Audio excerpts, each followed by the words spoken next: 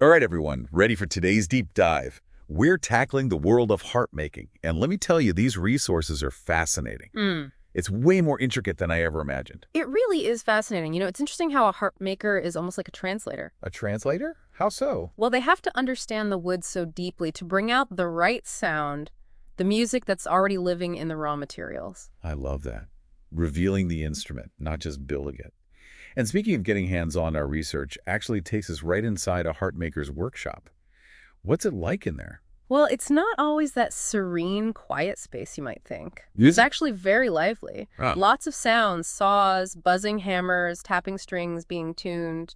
It's a very physical craft, too. Requires a lot of strength stamina. okay, so not quite the peaceful retirement plan I had envisioned. Right. But it is cool how technology is changing things too. CAD software, for example. Definitely, computer-aided design brings this incredible precision, especially for custom orders, which are really taking off. Yeah. But the real magic is blending that technology with traditional skills. The best of both worlds. Yeah.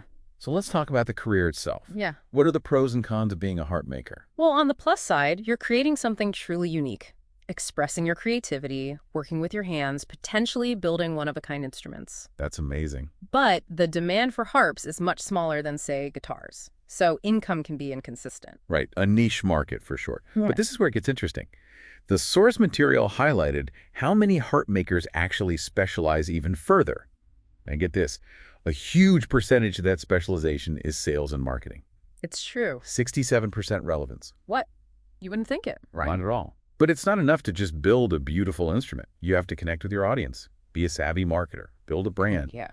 handle the business side of things. It's like they're the CEO of their own musical enterprise. So for those inspired to craft these instruments, what does the learning path look like? The source material really stresses a strong foundation in woodworking. But we're not talking basic carpentry here. Right. It's about understanding how different woods interact with sound, selecting the right materials for resonance, visual appeal. It's an art in itself. Each wood has its own voice, Mhm. and the harp maker has to speak the language. What about keeping those skills current? Are there ways for harp makers to stay up to date? Continuous learning is key. Professional organizations, conferences, industry publications. It's a chance to exchange techniques, explore new materials, connect with fellow craftspeople. A real support system for those passionate about this craft. I love that. It's a community. And for those just starting out, there's a typical career ladder, right? Often begins with a traditional apprenticeship, a hands-on crash course in the fundamentals, guided by a seasoned pro. That's where aspiring harp makers get their hands dirty, assisting with everything from sanding wood to learning the art of stringing. Immersed in the process from day one, learning by doing. Exactly. Yeah. As you progress, you might become a junior harp maker, taking on more independent tasks. Then comes the senior harp maker, potentially overseeing teams, collaborating on designs, and even managing client projects. Wow. So there's room for both individual artistry and collaborative teamwork. Mm-hmm. And finally, at the peak of the harp making world, we have The master harp maker. The innovators, the mentors, the leaders in the field. They've honed their craft over years, pushing the boundaries of design, often running their own workshops, passing their legacy on to new generations. inspiring. Now, I know we've only scratched the surface, and you probably have tons of questions. Sure. But luckily, our source material anticipated some common ones. What caught your eye? Well, one that always comes up is about the career trajectory for a harp maker. And while there's no one-size-fits-all answer, the source material does offer some interesting real-world examples. An apprentice navigating those early years, a seasoned professional managing a team, even a master harp maker reflecting on their journey. Wow, like a glimpse into the lives and career paths of those who've walked this path before. What other questions did we find? One that stood out was about the importance of harp makers to the music industry as a whole. Interesting. It's easy to overlook them, but harps, while maybe not as common as other instruments, they play a crucial role in various genres and ensembles. They have such a rich history, a unique sound. And without skilled harp makers, that legacy wouldn't continue. Exactly. They're ensuring musicians have instruments capable of producing that magic. They're a vital part of bringing that music to life. So for someone hearing this thinking, I need to learn this craft, what are those first steps? It all comes back to those essential woodworking skills. That can be formal education apprenticeships, even dedicated self-teaching. But alongside that, you also need knowledge of musical instruments, particularly harp construction. It's that blend of the practical and the musical. What about natural abilities? Are there certain qualities that might make someone well-suited to this? Absolutely. Manual dexterity, attention to detail, the ability to translate instructions and diagrams into precise actions. Those meticulous, detail-oriented folks tend to thrive in this environment. But all that meticulous work has to happen somewhere. Right. What are the working conditions actually like for a harp maker? Our source material painted quite a picture. It did. Dedicated workshops or studios often filled with the sounds of creation. Saws, humming hammers, tapping strings being tuned. And while there's this romantic vision of a solitary craftsperson, collaboration is often key, especially in larger workshops or on custom orders. So it's not always a solitary endeavor. Not always. Harp makers might bounce ideas off each other, work together to solve technical challenges, or even just enjoy the camaraderie of a shared passion. It's a good reminder that even in a specialized field, that human connection and exchange of ideas is so valuable. Yeah. What about the physical demands? We touched on this earlier, but the source material goes into more detail. It does. Harp making requires strength and stamina. Lifting heavy wood, maneuvering large instruments, potentially working in awkward positions for extended periods. Good posture and strong core muscles are essential. You're really making me rethink that harp-making retirement plan. Right. But on a serious note, it speaks to the dedication these craftspeople have. They pour so much of themselves into each instrument. It's true. And it's not just physical stamina, it's mental focus and resilience too. But those challenges are balanced by incredible rewards.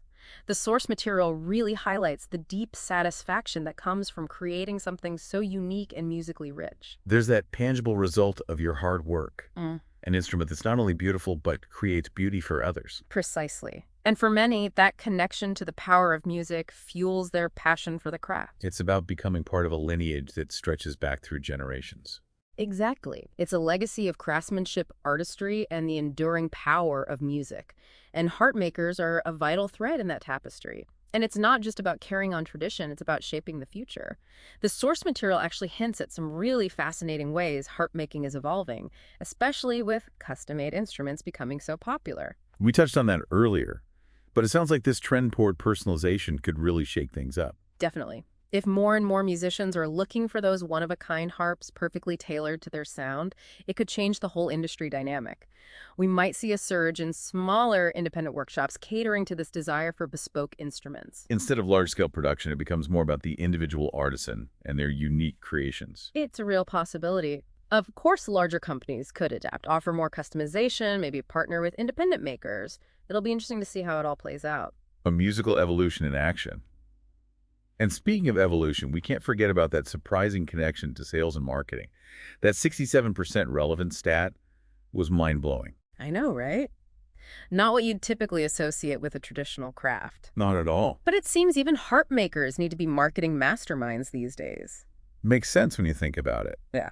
It's one thing to build a beautiful instrument, but you also need to find the right audience to appreciate it. Yeah. What kind of strategies are we talking about? Everything from building stunning online portfolios to showcasing their work at craft fairs and exhibitions. Social media is huge, of course, and some even collaborate with musicians to get their harps heard by a wider audience. So they have to become their own brand ambassadors, finding creative ways to get their work out there. Exactly. And then there's the good old-fashioned networking, building relationships with musicians, music teachers, instrument retailers. Those connections are so valuable in a niche market like this. It really highlights that entrepreneurial spirit you need to succeed. But let's shift gears for a moment and talk about the physical demands of the craft. It's not all about delicate string work, is it? Not at all. The source material goes into detail about the physical strength and stamina required. I mean, you're lifting large pieces of wood, carefully maneuvering these large instruments. It's a physically demanding job. Definitely not for the faint of heart. So much of what we've discussed focuses on the maker's skill and the finished instrument. But the source material also touched on the unique satisfaction that comes with this work. What were some of the takeaways there? It really emphasized this deep sense of fulfillment that harp makers get. From what I gather, for many, it's more than just a job. It's an act of creation, a way to connect with something ancient and timeless. Like they're tapping into a lineage of craftspeople, building something that will outlive them and continue to create beauty for years to come. Exactly. And even though the financial rewards might not always be huge, that intrinsic satisfaction of transforming raw materials into something musically magical, well, it seems that's more than enough for many harp makers. And technology is becoming more and more intertwined with that process. Earlier, we talked about CAD software, but the source material highlighted other advancements impacting the field. What else caught your eye? The sourcing and selection of wood really stood out to me, which is obviously crucial for an instrument like the harp. New technology is giving harp makers access to a wider variety of high-quality woods from all over the world. It's like their sonic palette is expanding. Exactly. They can choose woods based on very specific acoustic properties, their visual appeal, even their sustainability. That's interesting. Is there a big push towards sustainability in the harp making world? Definitely. Many are committed to using sustainably sourced materials, minimizing waste in their workshops, even exploring eco-friendly alternatives to traditional materials. It's about protecting the craft for future generations, both the art form itself and the resources it depends on. Speaking of connecting with other makers, the source material also mentioned how technology is helping create a global community. It's not just about those in-person gatherings anymore. Exactly. Think online forums, social media groups, dedicated websites. It allows harp makers from all over to share their work swap techniques, ask for advice, even find mentors or collaborators. It's like a virtual apprenticeship in some ways, breaking down geographical boundaries and fostering those connections across continents. What an amazing use of technology.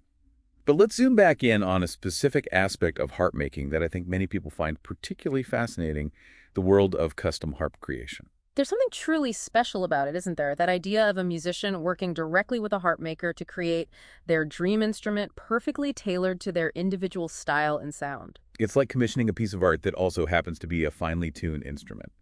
What does that collaboration process look like? It often starts with in-depth consultations between the maker and the musician where they really delve into the musician's vision for the instrument. They'll discuss the type of wood, the size and shape of the soundbox, string tension, even the aesthetic details, carvings, ornamentation, everything. It's like translating musical desires into tangible design elements. Precisely. And once they have that blueprint, the real magic happens. The selection of the wood is often the first step. Depending on the desired sound, the maker might choose from a range of woods, each with its own unique tonal qualities. From what I understand, hardwoods like maple, walnut, and cherry are popular choices, each bringing their own sonic personality to the table. You're exactly right. Then comes shaping the soundbox, the heart of the harp. This is where the artistry and skill of the harp maker are on full display, carefully carving and shaping the wood to create that resonant chamber that amplifies the string's vibrations. It has to be structurally sound and acoustically perfect. A delicate balancing act, to say the least. Yeah. And then you've got all these other elements, the neck, the pillar, the bass, not to mention the soundboard. The soundboard is crucial. It's that thin panel that vibrates when the strings are plucked, and it plays a huge role in the overall tone and projection of the instrument. It's like the voice of the harp. And it all has to come together seamlessly. What happens once all the individual components are crafted? It's assembly time. The harp maker carefully glues and clamps the pieces together, ensuring every single joint is perfectly aligned. Imagine a three-dimensional puzzle where each piece is essential to the final sound. Every little detail matters in a big way. What a painstakingly precise process. Exactly. And once the glue is dry and the harp is assembled, the final touches come into play. They'll meticulously sand and finish the wood, bringing out its natural beauty. And then, of course, it's time for the intricate process of stringing. That always seemed like the most daunting part to me. Hundreds of strings, all perfectly tuned. It's definitely an art. They carefully attach each string to the tuning pins on the neck and the soundboard, adjusting the tension to achieve that perfect pitch and tone. It's like tuning a whole orchestra, except this orchestra is a single magnificent instrument. But all that work leads to a pretty incredible moment, right? Absolutely. The moment the harp maker plays the finished instrument for the first time, hearing those strings come to life. It's the culmination of countless hours, a true testament to their dedication, artistry, and skill. And for the musician who commissioned the instrument, what a moment that must be. A one-of-a-kind harp crafted just for them, ready to make beautiful music. It's a testament to the enduring power of handmade instruments, the art and the dedication that goes into their creation. Yeah. And it speaks to the passion of these craftspeople, the people behind the instruments. The source material provided some really interesting glimpses into their world, wouldn't you say? Absolutely. One thing that really stood out to me was the emphasis on patience, perseverance, and a true love for the craft. Right. Harp making isn't a get-rich-quick scheme. It's a labor of love, a calling for those drawn to the meticulous process as much as the beautiful outcome. It requires dedication, a willingness to learn to problem solve creatively, to embrace those happy accidents that can sometimes lead to unexpected breakthroughs. And for many harp makers, that's what makes it so rewarding. They're not just building an instrument, they're expressing themselves, connecting with a centuries-old tradition and contributing to the world of music in a tangible way. It's about finding joy in the process, even when it's challenging or demanding. But the source material doesn't shy away from those challenges. There were some honest discussions about the realities of the market, too. Absolutely. We touched on the importance of marketing and networking, but the cost of materials was another challenge highlighted. High-quality, wood-specialized hardware. It all adds up. And those costs are often reflected in the final price tag, which not every musician can afford. It seems like a constant balancing act for harp makers honoring their craft while also making their instruments accessible to a wider audience. Precisely. And the source material suggested some interesting solutions. Some harp makers offer payment plans, making it a bit easier for musicians to invest in their dream instrument. Others are experimenting with more affordable materials without compromising on quality. It's inspiring to see that kind of ingenuity and dedication to making the joy of music accessible. But it's not just about navigating the business side of things. There's also the physicality of the craft itself. Right. And the source material doesn't gloss over that aspect. We already talked about the strength required for lifting heavy wood, but there's also the repetitive nature of some tasks. Like sanding, for instance. Exactly. Hours spent sanding wood to that perfect smoothness. It can take a toll on your body if you're not careful. Proper ergonomics, taking breaks, stretching, all crucial for preventing injuries. Absolutely. It's a good reminder that even the most artistic pursuits often have a very physical aspect. But let's shift gears and talk about the rewards, those moments that make all the challenges worthwhile. What did the source material highlight as being particularly fulfilling for harp makers? Several things stood out. Many talked about the sheer joy of working with their hands, of transforming raw materials into something so beautiful and sonically rich. There's a certain magic in that, wouldn't you say? Taking something from nature and shaping it into an object that can create such beauty. Absolutely. And for those drawn to artistic expression, harp making offers a unique canvas. It's not just about following a blueprint, it's about infusing each instrument with your own creative vision. Each harp becomes a reflection of the maker's personality, their style, their unique approach to the craft. Exactly. And let's not forget that deep connection to music that harp makers get to experience. Right. It's not just a woodworking project. It's about building something that has the power to move people, to evoke emotions, to tell stories without words. And that connection to the power of music is what fuels many harp makers. It's about being part of a lineage that stretches back centuries, contributing to a legacy of beauty and sonic wonder. And that lineage isn't limited to a single geographical location. One thing that really struck me while exploring this topic was the sense of community among harp makers around the world. It's amazing, isn't it? Despite the distances, there's a shared passion, a mutual respect that really shines through. It's like a global guild united by their love for the harp. The source material even highlighted some specific examples of how this community expresses itself. What were some of those? Mentorship was a big one. Experienced harp makers often take younger artisans under their wing, sharing their knowledge and expertise, passing the torch, so to speak. It's about paying it forward, ensuring the craft continues to thrive for generations to come. What a beautiful way to give back and nurture new talent. Exactly. Right. And it's not just one-on-one mentorship. The source also talked about organizations, workshops, and conferences dedicated to supporting harp makers and fostering innovation in the field. So it's about coming together to share ideas, learn from each other, and push the boundaries of what's possible in the world of harp making. What a fantastic example of a thriving creative community. But let's talk about the instruments themselves for a moment. One question I had while reading through the material was, what are the different types of harps? I realize I have a very limited understanding of the variety that exists within this world. It's easy to think of the harp as one specific instrument, but the reality is far more diverse. Harps come in a range of shapes, sizes, and string configurations, each with its own unique voice and playing style. Okay, so walk me through some of the most common types. Well, the one most people are familiar with is the pedal harp. It's often featured in orchestral music and classical concerts, that grand, majestic instrument with the intricate foot pedals. Right, those pedals are what allow the harpist to change the notes, right? Exactly. Each pedal is connected to a mechanism that adjusts the length of the strings, raising or lowering their pitch. That's how they can play in different keys and create those beautiful sweeping glissandos that harps are known for. It's fascinating to me, that combination of artistry and almost mechanical engineering. But pedal harps are just one type, right? Yes. We also have lever harps, which are smaller and more portable. Mm. You'll often find them in folk music, especially Celtic harp traditions. Instead of pedals, they have levers on the neck that the harpist can adjust to change the pitch of individual strings. So while pedal harps might be the stars of the concert hall, lever harps have that more intimate folk tradition sound. Precisely. And then we have a whole other category, wire-strung harps. Unlike the gut strings found on pedal and lever harps, these harps use metal strings. I remember reading a bit about that in the source material.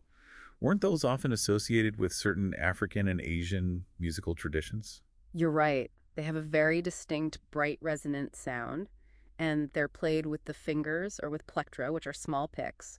You'll find incredible variety within this category alone. There's the kora, a small handheld harp from West Africa, and then larger, more elaborate wire-strung harps found in Southeast Asia. It's incredible to see the range of sounds and styles represented. It just goes to show you can't put harps in a box. There's a whole world of diversity within this one family of instruments. Yeah. But speaking with different instruments, I have to ask, what about the lyre? I've always gotten harps and lyres a bit mixed up. They both have ancient roots, but the source material helped clarify those distinctions for me. It's a question that comes up often, and it's understandable given their shared history. They're both ancient instruments, often depicted in mythology and art, but the key difference lies in their shape and structure. All right, so give us a crash course in harp versus lyre anatomy. A harp, as we've discussed, has that triangular frame with the strings running between the sandbox and a long, curved neck. A lyre, on the other hand, is more rectangular or U-shaped. The strings are stretched between the soundbox and a crossbar running parallel to the soundbox. And the way they're played differs too, right? Yes, lyres were often played by plucking the strings with a plectrum, while harpists typically use their fingers to pluck or strum the strings. It's fascinating to see how these subtle differences in design and playing technique have shaped their unique voices over centuries. It's incredible how these ancient instruments continue to fascinate and inspire us. But let's talk about the modern harpist for a moment. For those inspired to learn this beautiful instrument, choosing the right harp can feel like a big decision. Absolutely. The source material dedicated a whole section to this very question. Right. And it's not a one-size-fits-all answer, which makes sense. The perfect harp for one person might not be the right fit for another. So what are some key things an aspiring harpist should consider when embarking on their harp hunting journey? The most important factor is the type of music they want to play. Someone dreaming of performing orchestral music with a symphony will have different needs than a folk musician wanting to play traditional Celtic tunes. So knowing what kind of music speaks to your soul is a good starting point. Definitely. Then there are more practical considerations like the size and weight of the harp. That's especially important if you'll be traveling with your instrument or playing in different venues. A grand pedal harp isn't exactly easy to lug around. A compact lever harp might be a better fit for the traveling musician. Exactly. And of course, like any instrument, budget plays a role. Harps can range from a few $100s for a small beginner lever harp to tens of thousands for a professional concert harp. So it's important to be realistic about what you can afford. But beyond the practicalities, what about the emotional connection? Absolutely. The source material emphasized that choosing a harp is a deeply personal experience. It needs to speak to you, feel good in your hands, inspire you to make music. It's about finding a harp that resonates with your soul as much as it resonates with sound. Beautifully put. And that brings us to the question of actually playing the harp.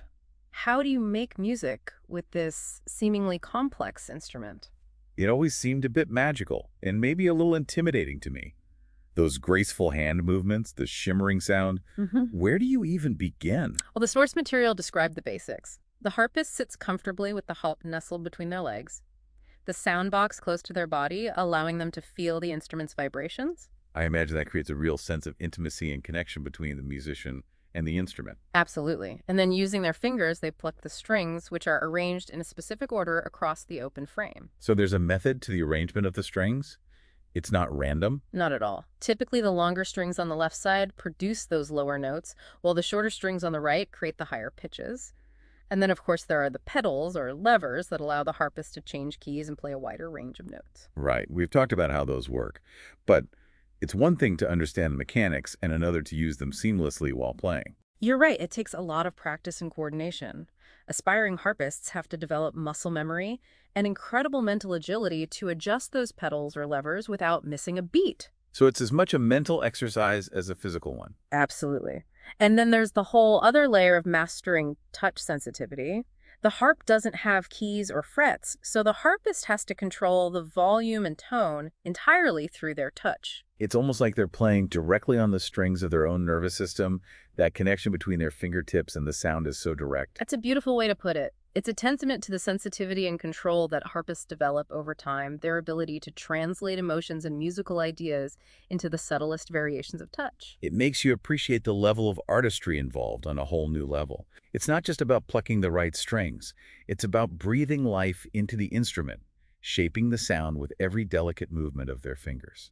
And that dedication to nuance, to expression, to pushing the boundaries of what's possible on the harp is part of what makes the instrument so captivating. It's also what's driving that resurgence of the harp in contemporary music that we talked about. It's exciting to see the harp breaking free from those traditional genres and finding its place in all these new and unexpected musical landscapes. It speaks to the instrument's versatility, but also to the creativity of the musicians who are pushing the boundaries and finding new ways to express themselves through the harp. It's like they're rewriting the rules of what a harp can be, expanding its sonic vocabulary and challenging our perceptions of this ancient instrument. Exactly, and that innovative spirit isn't limited to the musicians. We're also seeing harp makers embrace new ideas and approaches. It's like this beautiful interplay between the craftspeople who build the instruments Yeah. and the artists who bring them to life. Exactly, and that synergy is what propels the world of harp making forward, pushing boundaries, blurring lines, and ensuring that this ancient art form continues to thrive. It's inspiring to think about all the ways this craft might evolve in the years to come. It makes you wonder what the harp of the future will look and sound like. What new materials, what innovative designs, what unheard of sounds will emerge from the hands of passionate harp makers. It's an exciting thought. But as we near the end of our deep dive into the world of harp making, I think it's important to bring it back to the heart of what we've been exploring. I agree. It's easy to get lost in the details, but at its core, this craft is about so much more than wood and strings. It's about connection, isn't it? The connection between the maker and the materials, the maker and the musician and the listener. And ultimately, it's about the music itself, the way it transcends time and language, connecting us through something ancient, primal, and undeniably human. Beautifully put. It's a powerful reminder that even in our fast-paced, technology-driven world, there's still a place for the handmade, the heartfelt, the deeply human act of creating something beautiful and sharing it with the world. And that's what makes the world of harp making so special. It really is. And speaking of connections, one of the things that struck me as we were prepping for this was this idea of the harp's lasting appeal. Why do you think this instrument, throughout history, across cultures, why does it continue to captivate us? It's a question that lingers, right? What is it about the harp that feels so timeless, so universally resonant? The source material offered some clues. Some pointed to the harp's ethereal sound, the way it just seems to weave magic through the air. Others highlighted its long history, the fact that it's been present in human cultures for thousands of years, its image etched on ancient walls, woven into mythology. It's like the harp carries echoes of those ancient stories within its very structure. Exactly. And then there's the symbolism that's often associated with the harp angel's celestial realms, a kind of otherworldly beauty and grace. It's amazing how an instrument can hold so much meaning, both personal and collective. I know, it's incredible. And I think that's part of what makes the harp so endlessly fascinating. It's more than just an instrument. It's a symbol, a story, a vessel for something ancient and mysterious that continues to resonate with us today. And you know what? After this deep dive, I feel like I have such a deeper appreciation for not just the harp, but the artistry, the dedication, the passion that goes into making these instruments. It's been a pleasure exploring this with you. I always love these deep dives, uncovering those hidden complexities, the unexpected connections. Me too. And what better way to end our exploration than with a question? Something for our listeners to ponder as they go about their day, maybe with the sound of the harp lingering in their minds. I love it. A little sonic souvenir. Here it is. We've talked about the many different facets of the harp, the sound, the history, the symbolism, the craftsmanship. But what resonates with you most deeply? What is it about the harp that speaks to your soul? What a beautiful question to leave our listeners with as you encounter the harp out in the world, in music and art, in those fleeting moments of sonic beauty. Let it be a reminder of the intricate connections that bind us, the enduring power of human creativity, and the timeless allure of music itself. Beautifully said. And on that note, we'll wrap up this deep dive into the world of harp making. A huge thank you to our expert for joining us and to all of you for listening. We'll see you next time for another fascinating deep dive.